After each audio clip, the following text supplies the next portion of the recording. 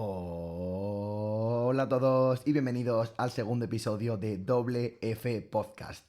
Menuda jornada de Champions que hemos tenido, sorpresas como el Bodo Glimt, que no es tan sorpresa ya la verdad para nadie, partidos como el del Chelsea con goleadas de 5-2, como el del Atleti de 5-2 también, partidos que a lo mejor pensamos que están resueltos en la eliminatoria, pero no está tan resuelta como parece. A lo mejor ese Atlético de Madrid-Tottenham se acabó complicando un poquito con ese 5-2 cuando lo tenía tan resuelto en la primera parte el equipo del Cholo Simeone. Recordemos que el Barça también jugó contra el Newcastle. El Newcastle les pasó por encima completamente. El problema del Newcastle es que les faltó esa finura en el último pase, esa finura en el último control, ese puntito de calma para filtrar un pase cuando el jugador está habilitado y no precipitarse tanto en el envío muchas veces. Harvey Barnes, ahora entraremos en materia un poquito de lo que fue ese partido. El Real Madrid increíble, Fede Valverde con una actuación cristianesca, la verdad. Hablando de lo que ha pasado en este Real Madrid-Manchester City, empiezo por este partido porque es el último que he visto, es el que más reciente tengo, el que más caliente está. Y la verdad que me ha parecido una sorpresa completamente redonda lo del partido del equipo de Arbeloa. El City partía como claro favorito después de los últimos partidos del Real Madrid y cómo se estaba desarrollando la temporada. La verdad que el Real Madrid ha salido con un fútbol bastante más dominante del que se podía prever, metiendo al City un poquito atrás. El City entramos dominando los primeros 20 minutos, metiendo al Madrid en área. El mejor del City en todo el partido, la verdad que me ha parecido Jeremy Doku. Cuando ha encarado a Alexander Arnold las primeras veces en la primera parte que el jugador inglés no tenía ayudas, el extremo belga se iba todo el rato sin parar, le hacía el lío una y otra vez. Vale que Alexander Arnold no es el mejor defensor, ni tiene los mejores conceptos defensivos del mundo, pero Jeremy Doku es un diablo por la banda. Para mí es uno de los mejores encaradores del mundo. No hablamos de Vinicius porque Vinicius hace más cosas, se mete por medio, recibe, tiene más gol, pero en cuanto a extremo puro encarador, Doku me parece seguramente el mejor extremo del mundo en ese rol. La verdad, el Real Madrid ha sabido contener muy bien cuando el City le ha metido en área los primeros 20 minutos y ha aprovechado genial con ese balón largo de Thibaut Courtois, que Valverde en 3 controles nos ha demostrado el fútbol, el ABC. Control, regate al portero y gol. El control en carrera es una auténtica locura, metiéndose por dentro de O'Reilly. En ese momento ya no le puede tocar porque si le toca es tarjeta roja para el defensor inglés. Se mete por dentro con un control, con el segundo control se va de Donnarumma, que quita la mano porque se piensa que está fuera del área y puede ser roja también.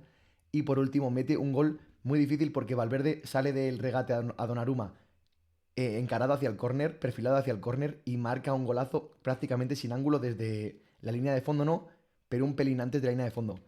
Y luego, segundo gol de Valverde, un balón que filtra a Vinicius. Es verdad que el City defiende muy mal porque con una conducción y un pase rompen todas sus líneas con dos regates, o sea, un regate y un pase. Rompen todas las líneas del City, literalmente la del mediocampo y la de la defensa, y Valverde con un control se aleja del defensor que era Rubén Díaz y escora el balón al palo largo de Donnarumma para que no pueda llegar el portero italiano. Y por último, el último gol es un balón que le filtra a Brahim. Valverde está metido en la frontal del área, hace un movimiento, arrastra a 3 centrales del City que no se dan cuenta que Valverde se mete por dentro, que eran Guehi, Rodri y no me acuerdo si O'Reilly. Controla con un sombrerito increíble sobre Marc Guehi y la cruza de volea. La primera parte de Valverde, cristianesca, increíble. El primer tiempo del Real Madrid, histórico. Mejor primer tiempo de la temporada del Real Madrid, ya digo, y muy atrevido el planteamiento de Álvaro Arbeloa, la verdad, porque ha salido a buscar más al City de lo que todos podíamos pensar. Todo el mundo pensaba que el Madrid iba a hacer un partido de mínimos, de no encajar gol y después ya veríamos, pero ha salido muy bien cuando ha salido el Real Madrid. La cosa es que robaba muy lejos del área rival, pero sabía desplegarse muy bien en ataque. Vinicius Junior no ha estado acertado de cara a puerta, pero sí ha sabido montar muy bien los contraataques. El segundo gol de Valverde es un balón filtrado que mete él. Y además ha sabido llevar muy bien las contras, ha estado bastante acertado en el 1 para 1 con Jusanov, ha chocado con él varias veces, se ha llevado bastantes balones. Muy importantes las ayudas de Thiago Pitarch y Valverde a Jeremy Doku, sabiendo que era el sector más peligroso del Real Madrid por cómo encara a Doku y por cómo defiende Trent Alexander-Arnold, pero han estado muy bien las ayudas. Thiago Pitarch, es verdad que al final del partido se va a recordar un poco más ese error que ha tenido, que ha salvado de manera milagrosa Thibaut Courtois con el pie, pero ha hecho un partido no brillante con el balón, pero sí muy, muy, muy entregado en defensa, haciendo muchas ayudas, corriendo todo el rato, presionando muy bien. Guller ha estado muy bien en la presión también. Valverde, increíble las ayudas, y cuando ha tenido el balón me ha parecido que ha estado increíble. Mendy ha hecho un primer tiempo buenísimo en defensa, no pasaba a nadie. Sabiño no se ha ido ni una vez de él. El problema de Mendy es que se ha vuelto a lesionar en el descanso. Veremos para cuánto tiene, imagino que pendiente de evolución. pero seguramente estaremos ante otra lesión de Mendy en la que no pueda regresar en 2-3 meses. Hausen hoy ha estado muy bien con balón, no ha perdido prácticamente ni un balón de los que ha jugado y se ha jugado bastantes pases peligrosos por medio. Antonio Rüdiger ha hecho un partidazo, la verdad, ha secado a Haaland completamente. Que Haaland en estos partidos es verdad que si no le sirves de balones, él no va a hacer mucho por su cuenta porque es un jugador que necesita que le nutran mucho de servicios al área, de mucho de balón largo que la pueda bajar. Y Rüdiger ha estado inconmensurable en su marca. Aparte, ha sacado una en el segundo tiempo que no sabía si era fuera de juego de Semenyo, que mete un balón cruzado Rodri muy bueno de los típicos que nos tiene acostumbrados el mediocentro español, cruzándola hacia Semenyo. Semenyo metiendo un muy buen centro al segundo palo con veneno que estaba Haaland preparado para empujarla. Y Rudiger la ha sacado de una forma milagrosa. Y aparte, Thibaut Courtois ha tenido esa parada completamente increíble en el error de Thiago Pitars, que Nico Riley ha subido a presionar al área rival del Madrid, era en esta portería. Le ha dado con la puntera. Si la hubiera alejado un poquito más, seguramente estaríamos hablando de que el City habría marcado un gol, pero ha ido entre el medio de la portería y Courtois ha sacado un pie de fútbol sala que la verdad que llevaba un tiempo sin ver una parada tan buena, pero bueno, Courtois nos tiene acostumbrados a estas cosas y cuando no esté, la verdad que le vamos a echar de menos. Me ha sorprendido que no haya jugado Gonzalo, no sé si estaba tocado, pero ha jugado Brahim y la verdad que Brahim en la presión ha estado muy bien, muy generoso, también ayudando muchas veces a Trent Alexander-Arnold. Pero y con el balón ha estado también muy bien. El balón que le filtra Valverde en el tercer gol es muy bueno como espera y cómo aguanta que el jugador uruguayo se meta en el área.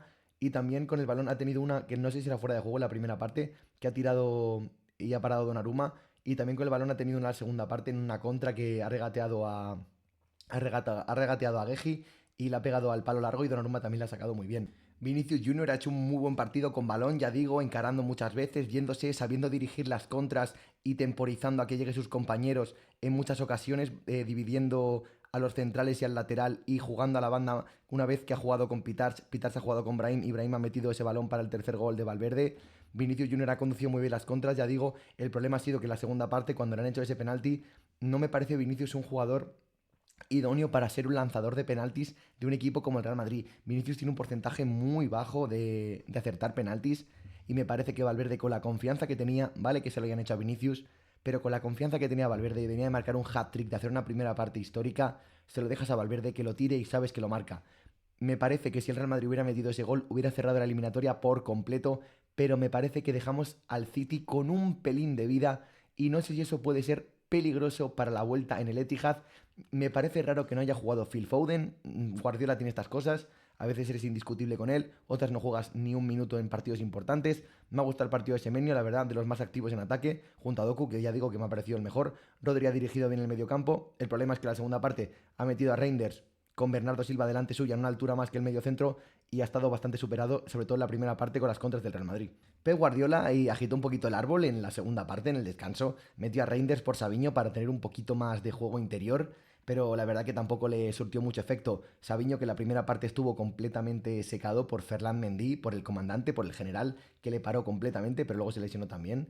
Savinho, que no llega a dar su mejor potencial en el Manchester City desde su cesión en el Girona, ya son 2 temporadas, temporada y media en el Manchester City, y no acaba de explotar ese Savinho que vimos en el fútbol español, la verdad, porque potencial tiene y veremos si sigue en el Manchester City, porque a mí es un jugador que me gusta bastante, pero no tiene la confianza que tenía en España, la verdad. Entró Fran García por Mendy, por lesión, si no hubiera seguido jugando Mendy, pero Mendy lleva sin jugar 2 partidos seguidos desde prácticamente 2 años. Así que veremos para cuánto tiene Mendy, si puede jugar la vuelta. No creo que pueda jugar la vuelta, será un tema muscular seguramente. Luego los demás cambios entraron ya Nuri por Bernardo Silva, Cherki por Semenyo y Marmoush por Haaland, porque Haaland no había tocado prácticamente el balón. Buscó un poquito más de movilidad con el delantero egipcio, pero ya prácticamente nada. Después en el Madrid entró Camavinga por Arda Güler, simplemente para refrescar un poquito el medio campo y meterse un poquito más atrás con un medio centro más defensivo. Más tanto uno entró por Brahim porque Brahim se había pegado una paliza presionando. Y Manuel Ángel entró por Thiago Pitars, que venía de ese error en la portería con Courtois, que menos mal que no entró, porque si no el chaval se hubiera llevado una decepción tremenda después del gran partido que estaba haciendo. También con el balón Pitars bastante bien cuando la tuvo, pero sobre todo el trabajo defensivo y el trabajo en la presión increíble, porque no se cansaba y aparte ayudaba muchísimo a Trent Alexander-Arnold con Doku, que era muy, muy, muy peligroso. Después Carvajal entró por Trent Alexander-Arnold y tuvo una acción con, creo que era Doku, que le tapa muy bien en línea de fondo, así que Carvajal ahí nos ha demostrado que todavía está para el máximo nivel. Veremos si para un partido largo, porque Trent hoy no me ha parecido de lo mejor del Real Madrid, tiene unos partidos también un poquito flojetes. Veremos para la vuelta si Arbeloa apuesta por el jugador español o por el lateral inglés. Yo creo que para ser un partido un poquito más conservador, igual apuesta por Carvajal, pero como va a ser un partido en el que el City va a dejar bastantes huecos atrás y se va a ir mucho a la presión arriba, un lanzador como Trent Alexander-Arnold para poner balones al espacio a Vinicius, y ya veremos si a Mbappé puede ser muy, muy, muy importante. Recordemos que Real Madrid y Manchester City se vuelven a enfrentar el martes que viene, ya que han jugado miércoles y los partidos de este martes se enfrentarán el miércoles que viene. El City visita al West Ham, el Real Madrid juega en casa contra el Elche. Recordemos que los dos respectivamente se están jugando sus dos ligas. El City ahora mismo está a 7 puntos, pero si gana, tiene un partido menos, se pondría a 4. El Real Madrid sigue a 4 del Fútbol Club Barcelona y juega en casa contra el Elche, partido que debería rotar un poquito. Jugará Gonzalo, imagino, si no está todo tocado hoy. Y el Manchester City juega contra el West Ham fuera. Veremos qué tal si juega Foden, porque Foden, recordemos que hoy no ha jugado ni un minuto tampoco. Y veremos, el City va a plantear un partido muy ofensivo, obviamente, y con una presión muy asfixiante en el campo del Real Madrid el martes en el Etihad. Y el Real Madrid tiene que salir a jugar de tú a tú, a intercambio de golpes y no quedarse atrás como le pasó al Atlético de Madrid contra el Barça, que estuvieron a punto de remontarle.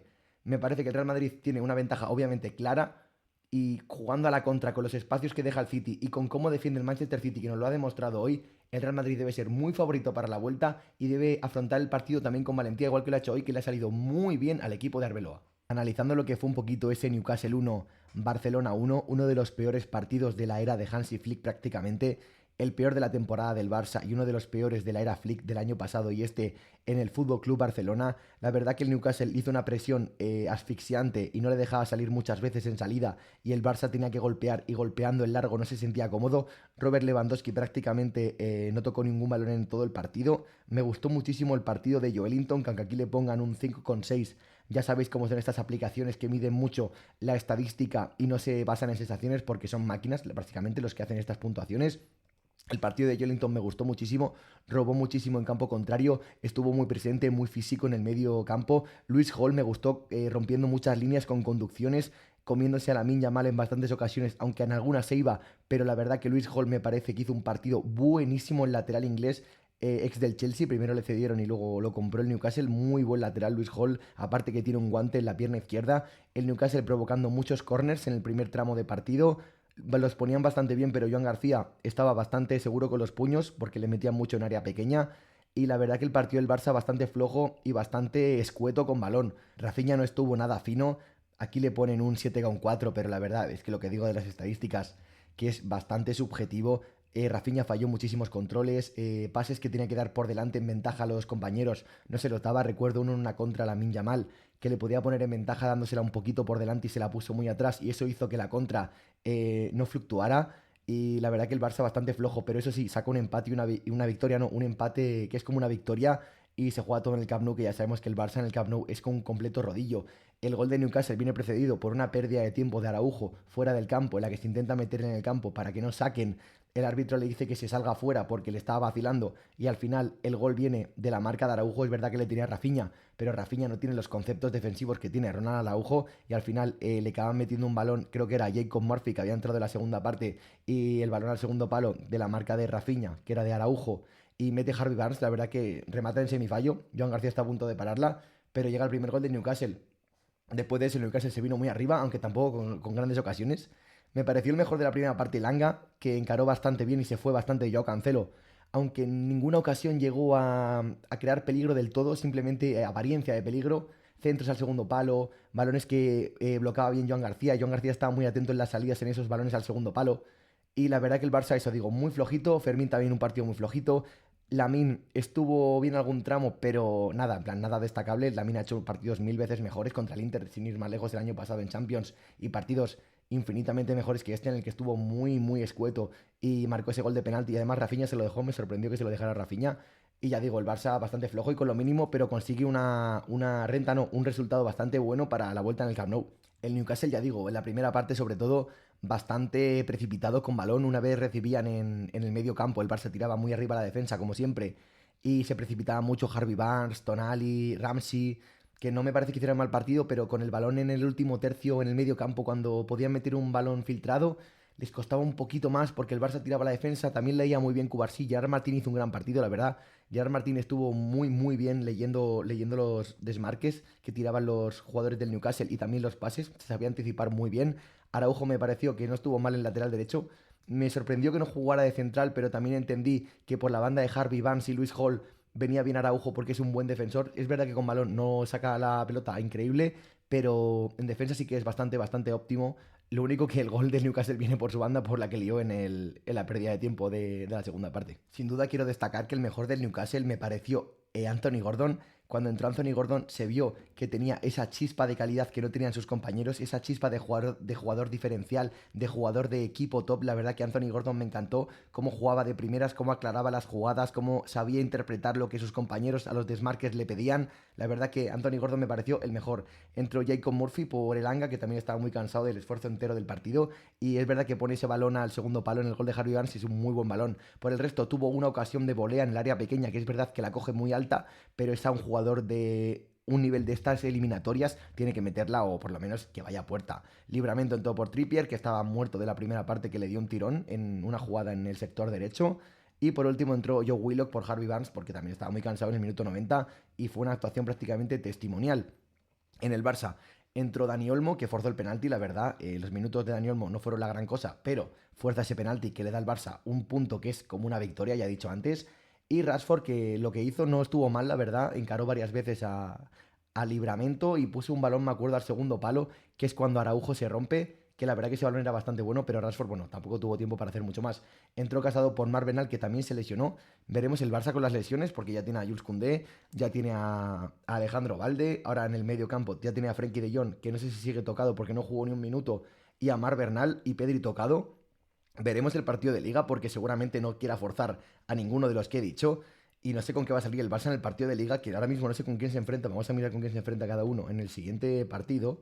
El Barça que recibe al Sevilla en casa el día 10, no, el día 15, que el día 15 es domingo.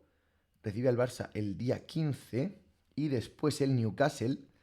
Vamos a ver el Newcastle. Creo que la Premier siempre es un partido difícil, también te digo. Son una liga muy competida.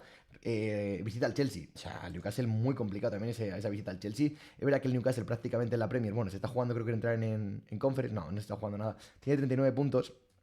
La Conference, bueno, si van 5 a Champions, seguramente esté en 43, que es el Everton ahora mismo. Si gana, se mete con bastantes posibilidades. El Newcastle todavía sigue con posibilidades de entrar en Europa la temporada que viene, pero pocas y veremos después de esta semana con el Chelsea. Y eso, el Barça, pues eso, saca un resultado que está bastante bien para lo que hizo el equipo de Hansi Flick. La verdad que el partido era de 1-0, 2-0 para el Newcastle, porque el Barça, la verdad que no llegó prácticamente ni una vez y no tuvo prácticamente ocasiones. Recuerdo una de Lewandowski que sí que le pone bien Rafinha después de un buen control en la segunda parte, un balón que le mete Cancelo a Rafinha a la espalda del lateral. Rafinha la pone por delante a Lewandowski, Lewandowski llega muy forzado y remata fuera. La verdad que el Barça no tuvo muchas más ocasiones, quitando ese penalti que transformó la Yamal. Y la verdad que para la vuelta sí le doy favorito al Barça, la verdad, ya lo dije, porque definía en casa. Si el Newcastle hubiera sacado este resultado en el Camp Nou, diría que es favorito el Newcastle, pero ahora mismo sí que doy favorito al equipo de Hansi Flick. Y estaría bien porque así tendríamos dos equipos españoles ya en cuartos, y obviamente más el Atleti, que serían tres. Y la verdad que creo que el Atleti y el Barça han roto la maldición de los equipos Premier contra los equipos españoles, que íbamos 8-1, solo había ganado el Barça al Newcastle en fase de Liga, y ahora el Atleti ha ganado al Tottenham y por lo menos el Barça ha empatado contra el Newcastle y es favorito para la vuelta. Acabando de hablar de los equipos españoles en esta jornada de Champions, el Atlético de Madrid que venció 5-2 al Tottenham en un partido completamente loco. Es cierto que el Tottenham venía de una racha de 3-4 partidos seguidos perdiendo con su nuevo entrenador Igor Tudor tras echar a Thomas Frank. Y es verdad que está luchando por el descenso en la Premier League, o sea, por no descender en la Premier League. Pero es cierto que el Atlético de Madrid estuvo bastante bien. Es verdad que después del 1-0 tuvo una ocasión el Tottenham con la que pudo empatar. Pero la verdad que el Atlético de Madrid estuvo bastante bien y lleva un tramo de temporada muy, muy bueno el conjunto de Simeone. Es cierto que no cerraron la eliminatoria del todo, le pasó como al Real Madrid, que con 3 goles de diferencia es verdad que en Inglaterra va a ser difícil, en plan salir al campo, obviamente no va a ser difícil ganar porque tiene una ventaja de 3-0 igual que el Real Madrid, pero sí que van a ser difíciles los primeros minutos y que el campo del Tottenham, el Tottenham Hotspur Stadium, empuja bastante. El Atlético de Madrid que formó con su once de gala últimamente, no jugó Sorloth, jugó Griezmann. Griezmann me parece un jugador, igual me parece el mejor jugador de la historia del Atlético de Madrid, sin exagerar. Es un jugador increíble, entiende el fútbol de maravilla, juega al fútbol que da gusto verlo, pagarías una entrada por ver a Griezmann. El último toque de tacón que le mete a Julián Álvarez para el 5-1 es para ponerlo en el Museo del Louvre, la verdad, increíble lo del delantero francés, que al final se ha confirmado que no se va a Orlando. y menos mal para el fútbol español y menos mal para la gente que nos gusta el fútbol, porque lo de Griezmann es increíble.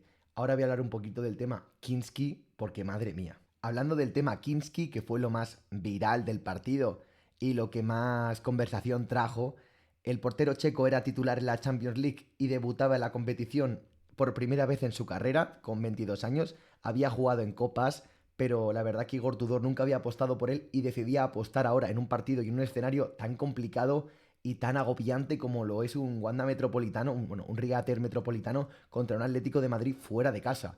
El portero checo, recordemos que se resbala en 2 ocasiones. El césped del Metropolitano no estaba bien del todo porque ya vimos lo que pasó en el partido ante el Barça, pero obviamente son 2 errores muy groseros. Otro de Van de Ven que también se resbala en el gol de Griezmann y decide cambiarle en el minuto 17. Mete a Vicario, que suele ser el portero, a Guillermo Vicario, que suele ser el portero que juega siempre.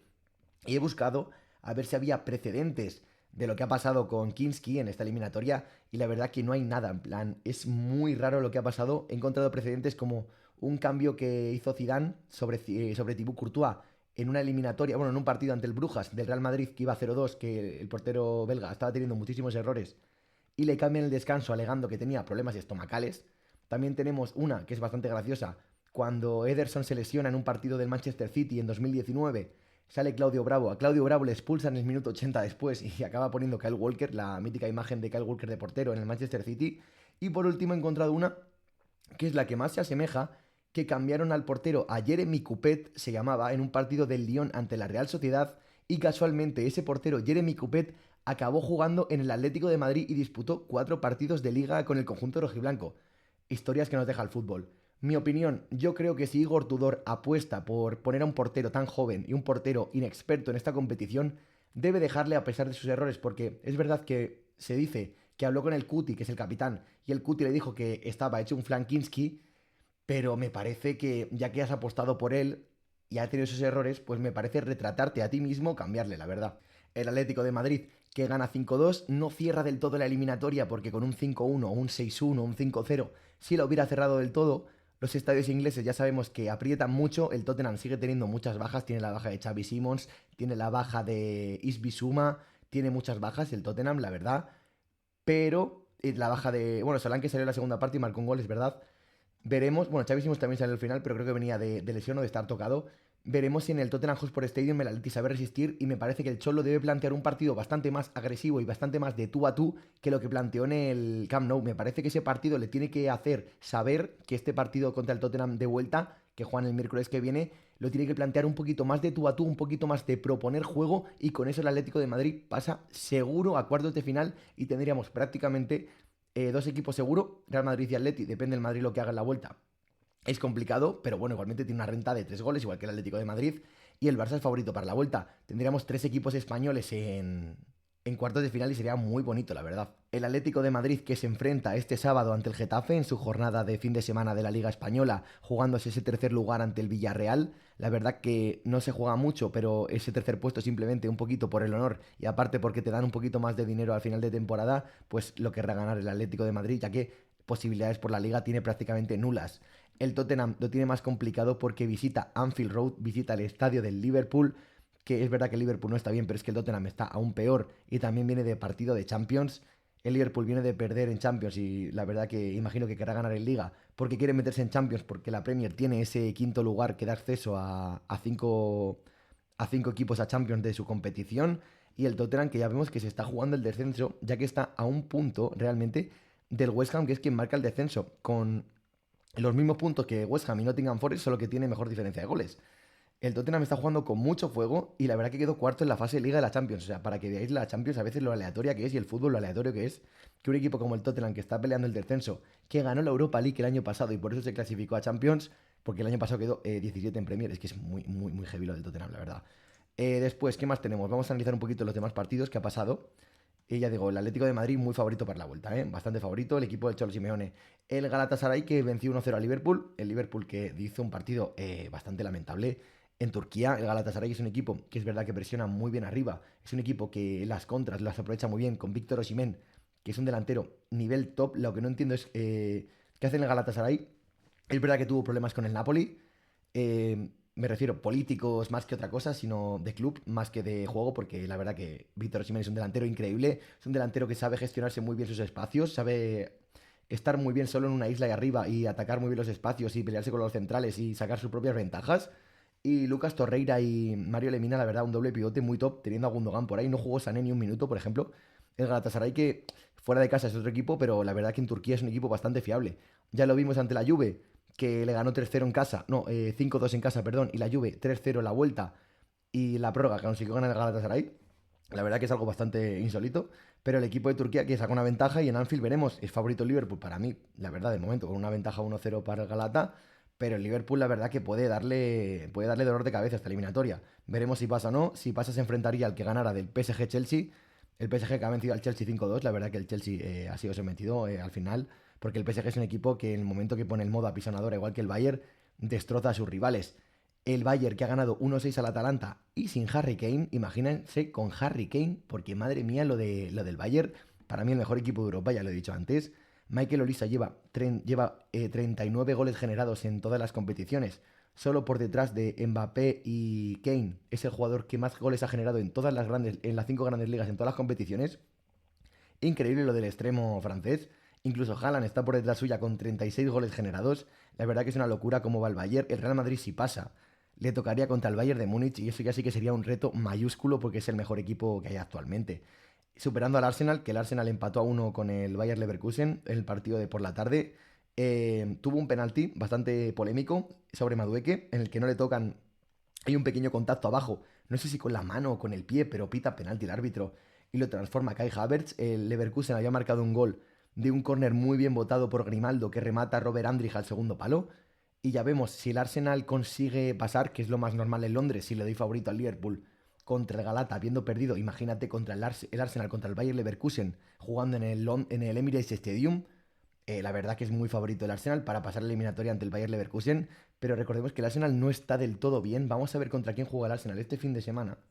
Vamos a mirarlo un segundito.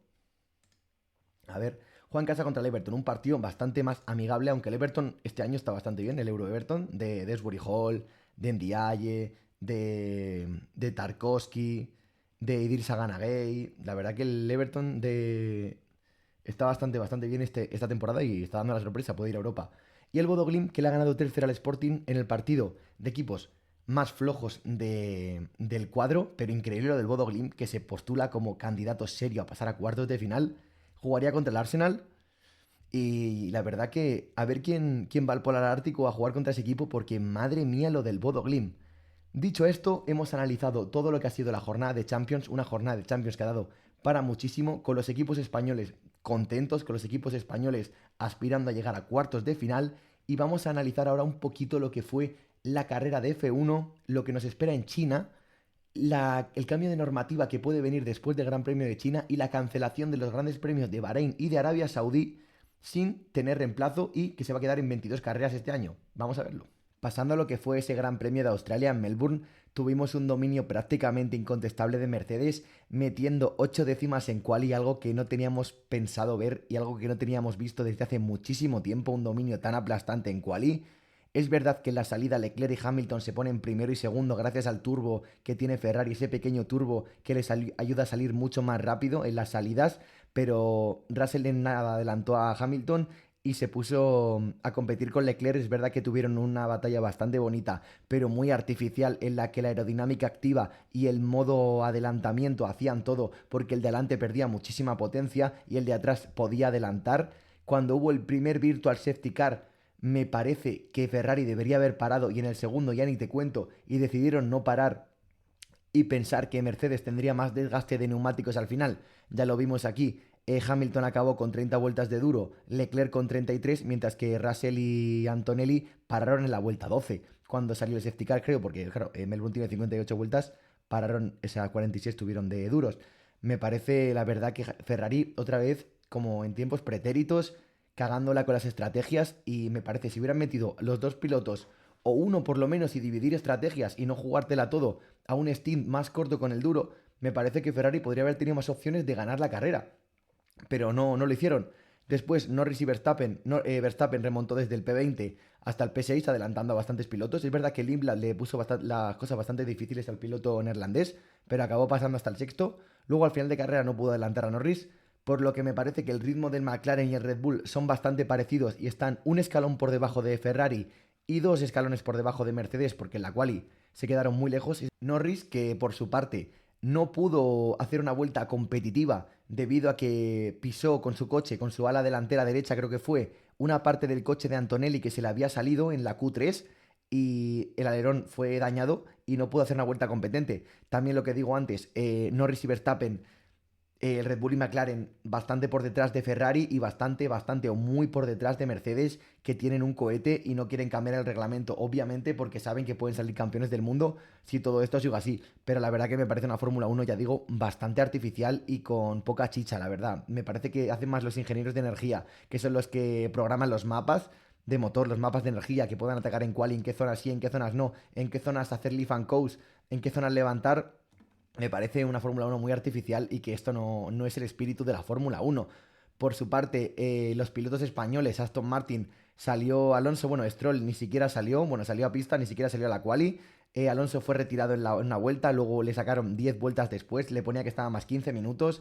Esto ha sido como un test para Honda, pero igualmente Aston Martin fatal y se está hablando de que a lo mejor rompen hasta el contrato con el motorista japonés. Me parece una locura. Los Williams bastante flojos,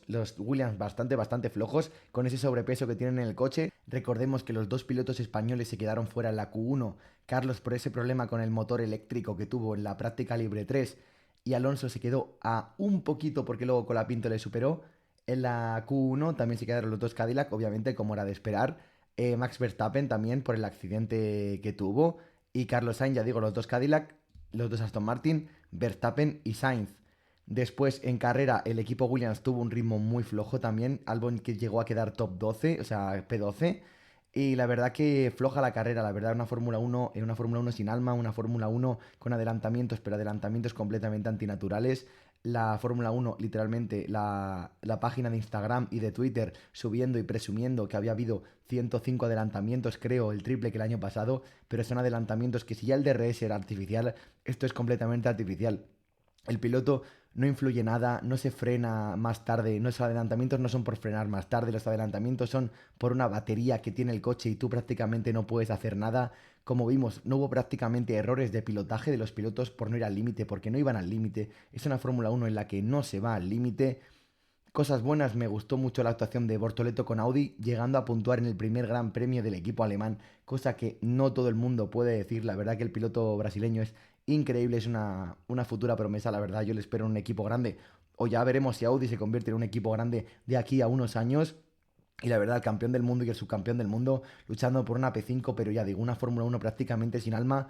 Veremos si después de China cambian el reglamento, porque sí, Mercedes estará muy contento, pero los espectadores es que no nos proporciona nada y la verdad que me parece muy floja esta Fórmula 1 que se nos ha quedado con este reglamento que prácticamente nadie entiende. Por destacar más cosas positivas, me gustaría destacar mucho la salida de Fernando Alonso, que con el Aston Martin, cuando se nota en las manos, cuando los demás están en las mismas condiciones en la salida, Fernando se pone P10 con una salida impresionante del piloto español. También fue una muy buena salida de Sainz, que ganó varios puestos, pero la salida del piloto asturiano fue de otro mundo. Ya luego cayó porque el motor Honda es el motor Honda y es una chatarra completamente, pero la salida del piloto asturiano fue una maldita locura. Luego Lindblad en su debut en Fórmula 1 puntuando 4 puntitos, quedando P8, presionando a Max Verstappen, poniéndole las cosas difíciles al piloto holandés, siendo de la misma familia de Red Bull, jugándosela bastante. Es cierto que ya no está Helmut Marko ni Christian Horner ni ese entorno tan tóxico, pero jugándosela con el piloto líder de su estructura, que es Red Bull.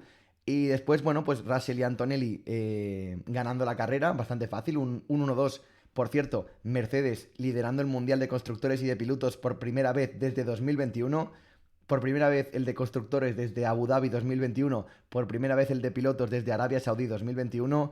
No sé si vamos a entrar en un dominio de Mercedes, si van a cambiar las reglas después del Gran Premio de China, que ahora vamos a analizar un poquito qué neumáticos trae Pirelli y qué nos espera, porque la recta de China, por ejemplo, es muy larga y es muy posible que haya un super clipping extremo a final de recta, y vamos a analizar un poquito lo que va a ser ese Gran Premio de China y qué nos puede esperar con este reglamento.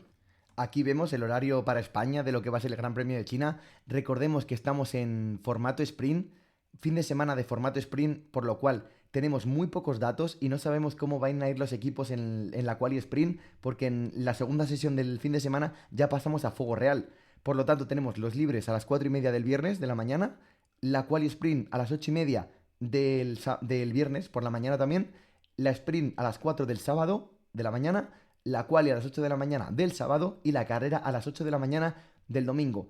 Tenemos muy pocos datos, los equipos están muy vírgenes con los motores, aún con las baterías, con los sobrepesos, no sabemos cómo va a evolucionar el fin de semana. Recordemos que China no es como el Albert Park, China es un circuito permanente que está todo el año, por lo tanto hay menos evolución de pista. Veremos qué tal. Pirelli lleva la gama media del fabricante italiano, lleva el C2, C3, C4, ni un C1 ni un C5. Por lo tanto, se espera una carrera seguramente a una o dos paradas, depende de la degradación del circuito. Y vamos a ver qué tal. Podemos ver las wins previas. Por ejemplo, estuvo sin disputarse el Gran Premio de China el 20, el 21, el 22 y el 23 por la pandemia. Vemos que ganó Lewis Hamilton con ese Mercedes imparable 2019-2020, en fin, ya acabó, ese Mercedes era una bestia. Ganó con el Mercedes en 2019, en 2020 ganó el Red Bull de Max Verstappen, que empezó la temporada como un tiro, aunque McLaren al final le acabó quitando la corona de constructores, aunque Norris no pudo de pilotos en el 24. Y en el 25 ganó Oscar Piastri, que encarriló esa racha de 4 victorias consecutivas con el equipo McLaren. Antes de que cambien las regulaciones, seguramente, lo ideal para mí sería cambiar las regulaciones después del Gran Premio de Japón, ya que después del Gran Premio de China hay dos fines de semana de pausa, pero después del Gran Premio de Japón, con la cancelación de Bahrein y de Arabia Saudí, hay prácticamente un mes de descanso. Entonces yo cambiaría la regulación ahí después, lo del motor, de la batería, lo que sea, del motor de combustión, lo que sea, lo que vayan a cambiar, lo que la FIA decida cambiar, para mí mejor cambiarlo después del Gran Premio de Japón, que tienen un mes los equipos para corregirlo o para evolucionarlo como sea. Y en este Gran Premio pues esperaría la tónica del Gran Premio anterior, con Mercedes bastante dominantes en quali, con Ferrari que pueden acercársele un poquito en ritmo de carrera, sobre todo con esa salida tan potente que tiene el equipo de Maranello, y luego si no la cagan con la estrategia, la verdad que yo creo que le pueden hacer bastante counter a Mercedes. Para mí que por ese lado va a estar bastante igualada la carrera por la zona alta. También con los datos que saquen los equipos de la sprint va a ser más fácil gestionar luego la carrera, eso es cierto, eso es la ventaja también de un fin de semana sprint. Después, para mí que McLaren y Red Bull van a estar por detrás un poquito, veremos cuánto, veremos cómo le perjudica a los motores esta recta tan larga de China. Y en cuanto a los pilotos españoles, pues Sainz y Williams con ese sobrepeso tan abundante que tiene de momento el coche de Grove, y Aston Martin con esos déficits del motor Honda, que aunque salga bien Alonso, ya lo vimos el otro día, ese coche y ese motor no responde prácticamente a nada. Veremos si después, cuando cambien o supuestamente cambien el reglamento en unas carreras, si pueden adherirse a lo que es el grupo y adherirse al reglamento nuevo y poder competir por lo menos por puntos o por lo menos por posiciones un poquito más altas de las que están peleando ahora mismo. También, por cierto, no he destacado antes y se me ha olvidado completamente cuando he analizado la carrera de Australia el gran rendimiento que dio Isaac Hadjar con el Red Bull en su debut. Recordemos que ningún compañero de Verstappen estaba en un top 3 de clasificación desde Checo Pérez a principios de 2024. Y la verdad que el piloto francés de 10, simplemente luego que la carrera se le apagó el motor, se le chocó ese motor Red Bull Powertrains y se salió, pero la verdad que Isaac Hadjar promete bastante con Red Bull y lo hizo bastante bien en el fin de semana de debut con el equipo de Milton Keynes en Melbourne. Y como ya he dicho antes, no es oficial, pero es oficioso, la Fórmula 1 analiza ya muy seriamente cancelar los grandes premios de Bahrein y de Arabia Saudí por el conflicto bélico que hay en Oriente Medio, se lo plantea ya de una forma bastante seria, lógicamente. Y me parece normal, o sea, me parece normal que se vayan a cancelar estos dos grandes premios porque es un peligro para la seguridad y un peligro para todo. Como hay tan poco tiempo en cuanto a, me refiero a logística, con todo lo que abarca la Fórmula 1 en transporte y todo, no se van a sustituir por ninguno. Lo más seguro que en el mes de abril no haya grandes premios prácticamente y ya pasemos a mayo en el Gran Premio de Miami. Me parece que eso estaría bastante bien pensado si quieren cambiar alguna regulación del reglamento, porque estaría perfecto. Si quieren regular alguna cosa del reglamento, me parecería perfecto que lo hicieran. Así que eso es todo. Vamos a tener un abril seguramente sin Fórmula 1, pero un abril en el que los equipos espero que puedan trabajar en algún nuevo reglamento que a los espectadores nos permitan disfrutar más de la máxima categoría del automovilismo. Dicho todo esto, muchas gracias por estar aquí. Poco a poco vamos mejorando el podcast, poco a poco subimos un poquito la calidad. Así que muchísimas gracias a todos por estar ahí y nos vemos en el siguiente podcast la semana que viene. Muchas gracias. Adiós.